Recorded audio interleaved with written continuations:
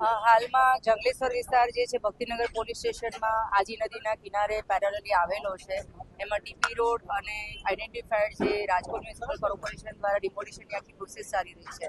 એમાં law and ઓર્ડરની situation બગડે નહીં એના માટે માનનીય police commissioner Shri Brajesh Jha sir અને અમારી બધી સિનિયર ટીમના સુપરવિઝન હેઠળ આ શાંતિપૂર્ણ રીતે ડિમોલિશનની પ્રોસેસ ચાલી રહી છે.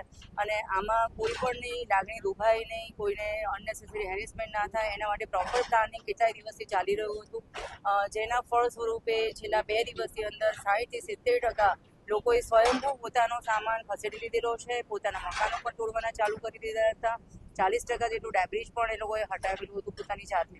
અને આજે પણ માહોલ એ રીતનો છે કે અમારી ફાયરની ટીમ, મેડિકલ ટીમ, ડ્રોન સર્વેલન્સથી માંડીને સોશિયલ મીડિયા મોનિટરિંગ બધું જ ચાલી રહ્યું છે. પરંતુ કોઈ જગ્યાએ કોઈ રેઝિસ્ટ કર્યું હોય, અનનેસેસરી ખલેલ પહોંચાડી હોય એવા કોઈ બનાવો બનેલા નથી.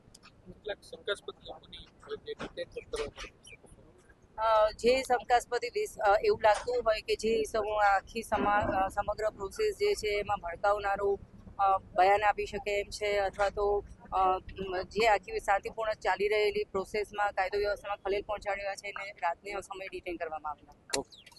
હવે હિન્દી વાળા હોય